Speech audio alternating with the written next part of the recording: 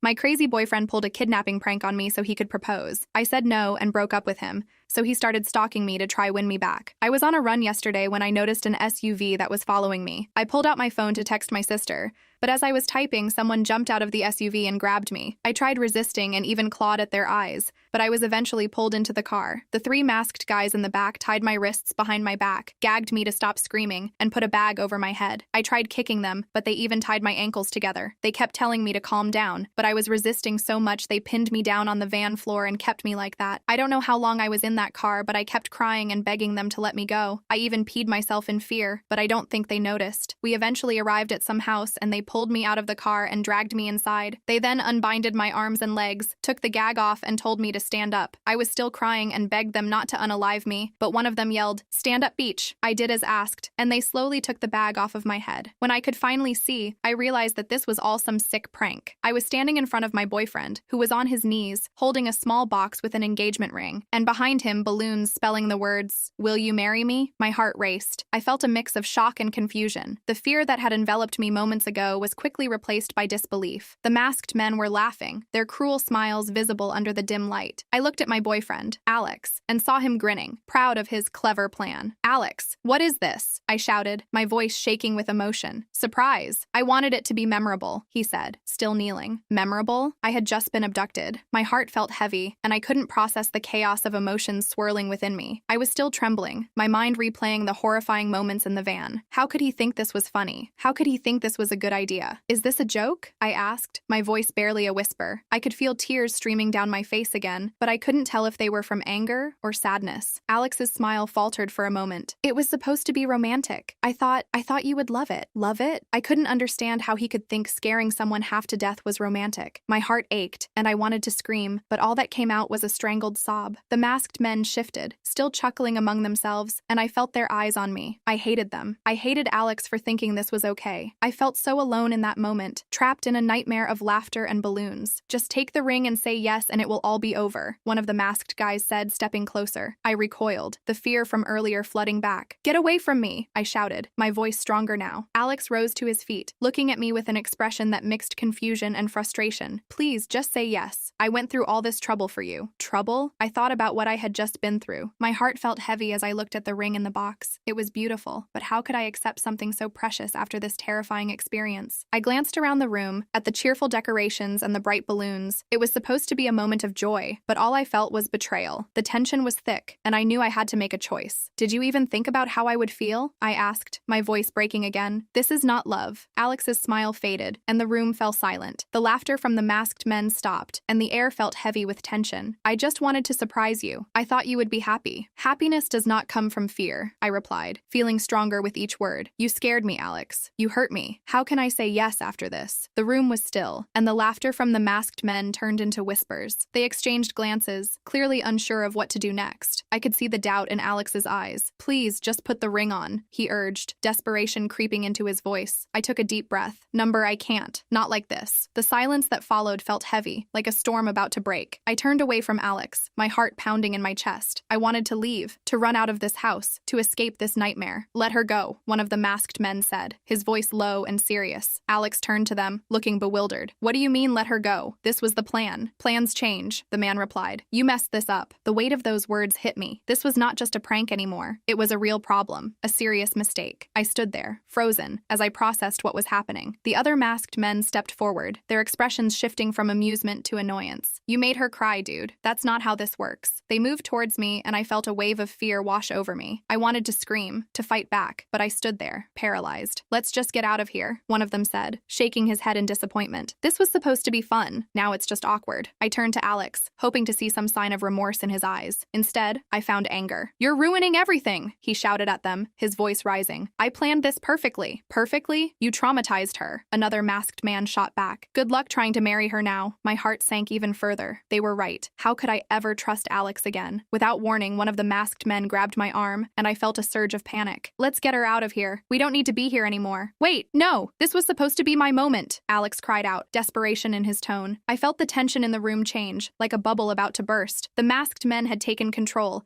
and I was caught in the middle of their argument. "Stop! I want to leave," I shouted, feeling a rush of determination. "Just hold on, okay?" the man said, looking at me with a hint of understanding. "We'll get you out of here." As they pulled me towards the door, I glanced back at Alex. He looked defeated, his shoulders slumping as he realized what he had done. I felt a mix of anger and sadness, but I knew I had to get out. I had to escape this twisted moment. The door swung open, and I stumbled outside into the cool night air. It felt refreshing against my tear-stained face. The stars twinkled above me, and I took a deep breath, trying to calm the chaos inside me. "Where are you taking me?" I asked, my voice shaking. "Just to safety," one of the masked men replied. "We didn't want it to go this far." Part 6. A New Beginning. As we walked away from the house, I felt the fear slowly ebbing away, replaced by a sense of clarity. I had been through a horrifying experience, but I was still standing. I was still strong. When we reached a nearby park, the men stopped. They looked at me, and I could see the remorse in their eyes. "We didn't mean for it to go this far. We thought it would be fun. We never wanted to hurt you," one of them said. I took a step back, still feeling the adrenaline coursing through my veins. "You think this is fun?" I asked, anger rising within me. "You terrified me. This was not a game." "I know," he replied, his voice earnest. "We messed up, and I'm sorry. I hope you can forgive us one day." I shook my head, trying to process everything. The world felt surreal. "I can't forgive you. Not now." "I understand," he said, "but please know that we didn't want to hurt you. We just wanted to create a memorable moment for your boyfriend." I turned away, staring at the ground. "You ruined everything." They stood there, silent, realizing the weight of their actions. I took a deep breath, trying to calm myself. "I just want to go home," I said softly. Part 7. Facing the truth. The men nodded, stepping back to give me space. "We'll call you a ride," one of them said, pulling out his phone. I watched them, feeling the last remnants of fear fade away. They might have thought they were being funny, but I now understood how important it was to protect myself. As I waited, I reflected on what had just happened. Alex was not the person I thought he was. He had betrayed my trust in the worst way possible. I didn't know how to face him again, or if I ever wanted to. When my ride finally arrived, I climbed into the car and felt the weight of the world lift off my shoulders. I looked back at the men, who stood watching me, regret etched on their faces. I couldn't shake off the anger I felt toward them, but I knew I had to let it go. As the car drove away, I turned my gaze to the window, watching the world pass by. I thought about my life before this night. I thought about my friends, my family, and my future. I knew I had to find my strength again, and I would. When I got home, I sat on my bed, still feeling the shock of what had happened. My phone buzzed with messages from Alex. I ignored them, focusing instead on the pain in my chest. I felt so betrayed. I remembered how excited I had been to plan our future together. Now, everything felt tainted. How could I ever look at him the same way again? The next morning, I woke up feeling a little stronger. I decided to take a walk to clear my head. As I strolled through the neighborhood,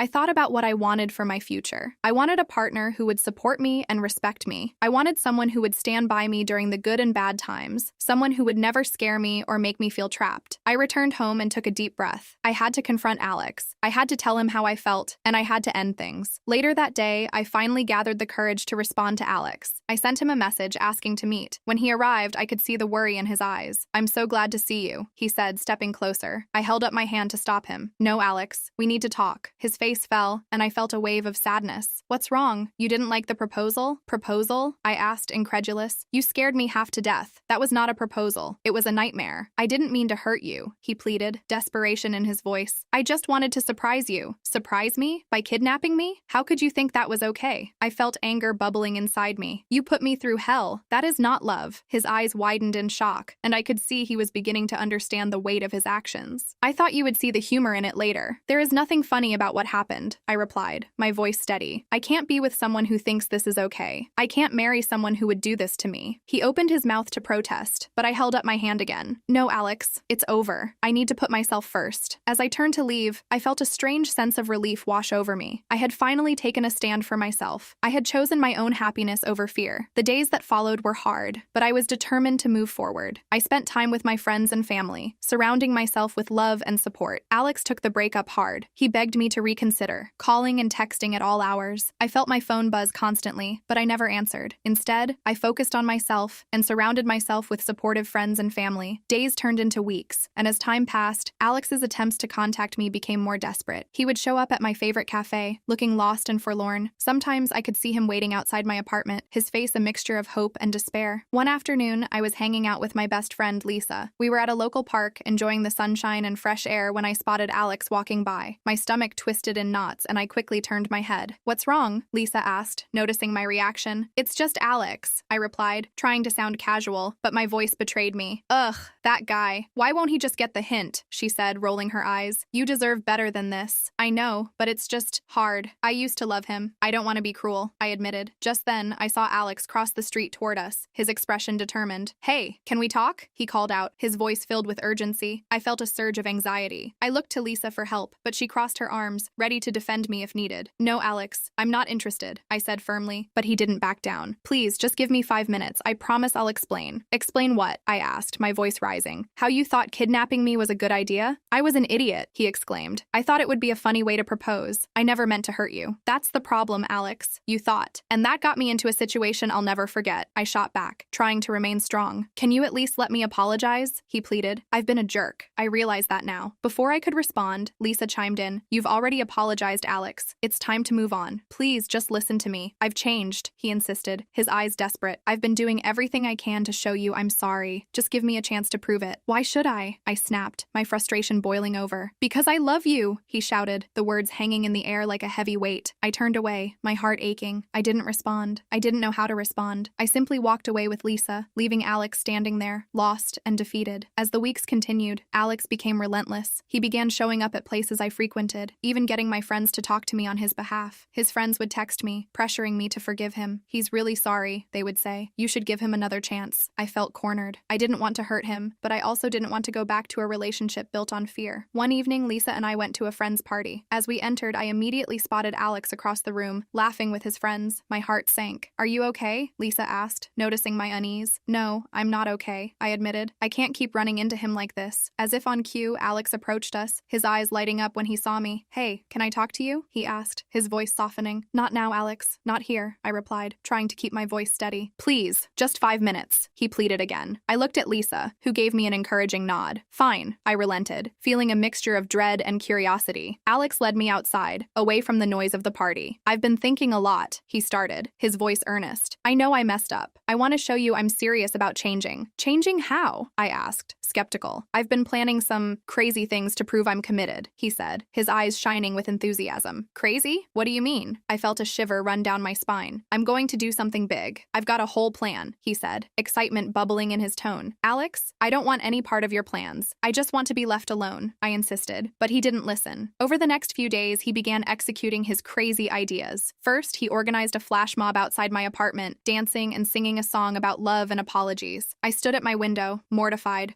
watching my neighbors cheer him on while I felt my face burn with embarrassment. The next day, I received a bouquet of flowers at work, each one accompanied by a note detailing all the things he loved about me. My coworkers snickered, but I felt trapped in a whirlwind of emotions. The following weekend, he arranged a massive picnic in the park, complete with a blanket, candles, and enough food to feed an army. When I arrived, I saw a crowd gathered, all of them watching him make a fool of himself, trying to win me back. I felt a mixture of anger and pity. I appreciated the effort, but it only reminded me of the fear he had instilled in me. I didn't want to be part of his performance. My friends were split on the issue. Some thought Alex's attempts were charming, while others believed I should stand my ground. Lisa remained my biggest supporter, constantly reminding me of what had happened and why I needed to stay firm in my decision. "You don't owe him anything," she would say. "Just because he's trying to win you back doesn't mean you have to fall for it." But as time went on, I felt the pressure mounting. Alex's friends began to intervene as well. They reached out to me, urging me to consider giving him another chance. "He's really changed," one of them said. "He's just trying to make things right. Maybe you should just talk to him one more time," another suggested. Their words weighed on me, causing me to doubt my own feelings. Was I being too harsh? I decided to talk to my mom, hoping for her wisdom. When I shared my concerns, she listened patiently. "Honey, you have to trust your instincts," she advised. "If something feels wrong, it probably is. Don't let anyone pressure you into a decision you're not ready for." Her words resonated deeply within me. I had to trust myself. I took a deep breath, determined to stick to my decision. Part 17, the final straw. As summer approached, Alex's antics only grew more outrageous. One day, he showed up at my workplace dressed as a clown, complete with oversized shoes and face paint. The entire office erupted in laughter, but I could only feel embarrassment. "Is this really necessary?" I asked, my voice barely concealing my frustration. "I just wanted to make you smile," he said, beaming through his painted smile. "Please, just give me one chance to prove I can be the guy you want." My heart ached for him, but I couldn't overlook the severity of his earlier actions. I turned to walk away, my stomach churning with mixed mixed emotions. Then came the last straw. One night, he decided to take it up a notch. He climbed up onto the roof of a local building, holding a giant banner that read, "I'm sorry, will you marry me?" He was shouting my name to the world,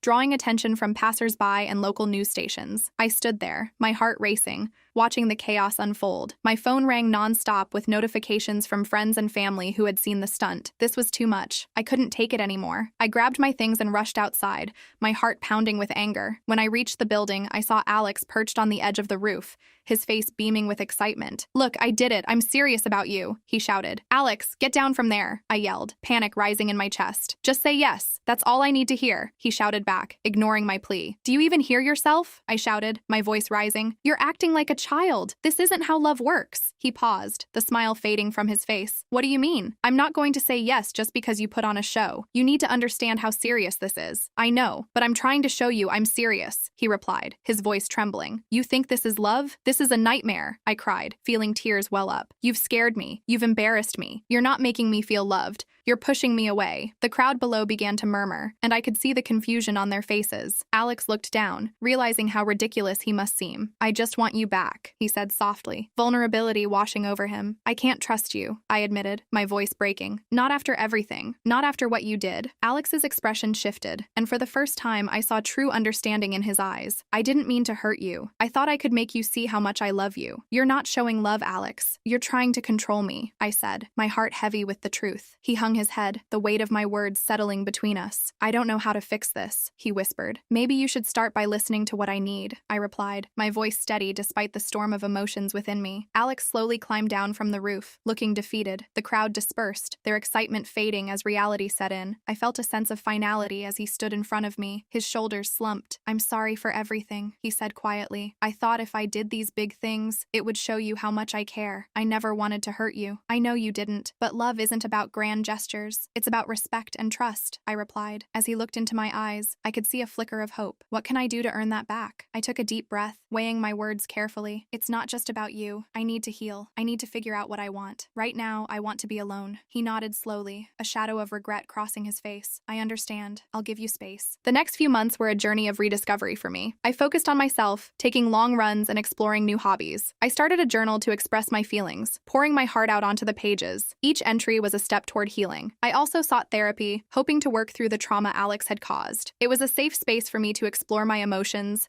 and I began to understand the importance of self-love and self-worth. One day, I stumbled upon an art class and decided to join. Painting became a new form of therapy for me. Each stroke of the brush allowed me to release pent-up emotions. I created beautiful pieces that reflected my journey, my fears, and my triumphs. One sunny afternoon, while attending a local art exhibition, I met someone new. His name was Noah, and he had a warm smile that lit up the room. We struck up a conversation about art, and I felt an instant connection. Noah was kind, thoughtful, and most importantly, he listened. He shared his own experiences, and I found comfort in our mutual understanding of life's challenges. As the weeks went by, we began to spend more time together. We explored galleries, attended events, and shared our thoughts on life and love. I felt a sense of safety with him that I hadn't felt in a long time. One evening, while out with Noah, I received a text from Alex. "Can we talk? I need to see you," it read. I felt a wave of anxiety wash over me. Noah noticed my unease and asked what was wrong. "It's just Alex," I replied, looking down at my phone. "He wants to talk." "Do you want to?" Noah asked, his tone calm and supportive. "I don't know," I admitted. "Part of me feels like I should confront him, but I don't want to go backward." "Only do it if you feel ready. You deserve to take your time," he reassured me. I decided to meet Alex, wanting to put closure to our tumultuous relationship. When we sat down at a quiet cafe, I could see the worry etched on his face. "I've been working on myself," he said, looking earnest. "I've realized that I need to focus on my own issues before I can even think about being with you." "I'm glad to hear that," I replied cautiously. "I've been talking to a therapist too. I want to learn how to be better," he continued. "I understand if you never want to see me again, but I just wanted to say I'm truly sorry." His sincerity hit me, and for a moment, I felt a flicker of compassion. "Thank you for apologizing. It means a lot," I said softly. "But I also understand that I can't control how you feel. I just hope you find happiness, even if it's without me," he added, his voice thick with emotion. I took a deep breath, feeling a sense of relief wash over me. "I appreciate that, Alex. I want you to find happiness too. I just think we need to move on." He nodded, a bittersweet smile forming on his lips. relationships. Yeah, I guess we do. After my conversation with Alex, I felt lighter. I realized that I could forgive him without reopening old wounds. I was ready to embrace my new life, free from the shadows of the past. Noah and I grew closer, and our relationship blossomed. He made me feel cherished and respected. I felt safe to be myself around him, and I knew this was a different kind of love. As summer turned to fall, I reflected on how far I had come. I was no longer defined by fear. I was a survivor, a fighter. Each day was a new opportunity, and I was excited for the future.